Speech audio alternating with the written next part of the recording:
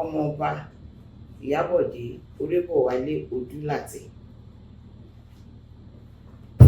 the daughter of the penultimate Akaribo, Ọba Moses Sowemimo Awolesi, Erewole II.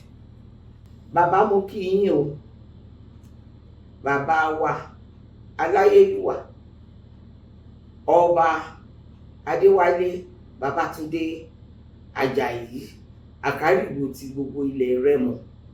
Mo kí yín fún ayẹyẹ ọjọ́ Rẹ́mọ tí à ń wò ní ọ̀kan yìí tó máa wáyé ní ọjọ́ 27 oṣù kejìlá ọdún tí a wà yìí. Olúwa á jẹ́ kí ọjọ́ náà kó jẹ́ ọjọ́ ayọ̀ fún gbogbo wa, àtàwọn tí ó máa wá àtàwa tá a wà nílé, gbogbo wa lọ́lọ́run máa fi ẹ̀mí wa síbẹ̀. Mo sì fẹ́ kí bàbá wa pé ẹ kú oríire, ẹ kú oríire nítorí pé èyí tí ẹ gbé kalẹ̀ fún wa yìí ó máa jẹ́ ohun tó máa tún jẹ́ kí ìlọsíwájú kó wà láàrin ilẹ̀ Rẹ́mọ.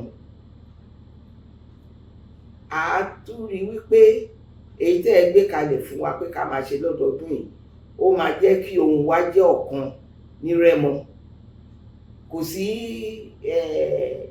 ìdíṣàn, kò sí kẹ̀nẹ́, gbogbo wa ìkan náà ni wá báyìí.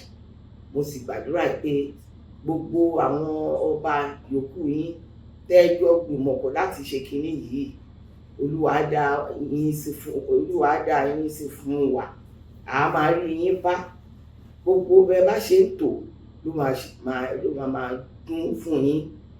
Adé á pẹ́ lórí, bàtà á pẹ́ lẹ́sẹ̀, ìrùkẹ̀rẹ̀ á máa pọ̀ sí. Gbogbo nǹkan mèremère tẹ́ ẹ gbé sọ́kàn láti ṣe nípa àyájọ́ ọdún Rẹ́mọ tẹ́ ẹ gbé kalẹ̀ á ṣe é ṣe fún yín nínú àlàáfíà lè máa ṣe. Gbogbo àwọn tẹ́ ẹ dẹ̀ fi sòdí láti máa gbé ayẹyẹ ní àrùgẹ, Ọlọ́run á fún wọn ní gbogbo nǹkan tó máa fi ṣe láyọ̀ àti àlàáfíà. Mo kí gbogbo ẹ̀yin ọmọ Rẹ́mọ lápapọ̀ nílé lóko lájò wípé ẹ kú ìfojúsọ́nà ọjọ́ Rẹ́mọ tá a fẹ́ ṣe yìí. Á bá wa láyọ̀, àlàáfíà la máa fi ṣe o. Gbogbo nǹkan tí a bá dẹ̀ máa lò, Ọlọ́run á pèsè ẹ̀ fún wa. Kábíyèsí, mo tún kí yín lẹ́ẹ̀kan sí o, ẹ kú oríire o, ẹ kú àgbà. Ọlọ́run á dẹ̀ jẹ́ kí ọgbọ́n yẹn túbọ̀ máa pọ̀ sí, tẹ́ fi máa darí wa sí ọ̀nà tó yẹ ká máa tọ̀. A ti rí ipa yín láti ìgbà tẹ́ ti dórí oyè, eléyìí túbọ̀ máa pọ̀ sí ni. Àwọn tó máa túbọ̀ máa ràn yín lọ́wọ́ láti gbé Rẹ́mọ lọ sókè lọ́lọ́run máa fi síwájú yín.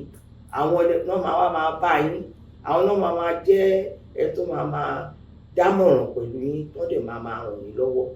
Mo kí yín ẹ kú ọdún, ẹ kú ìyèdún bàbá wa Àkàrìbò ti ilẹ̀ Rẹ́mọ. Ire o.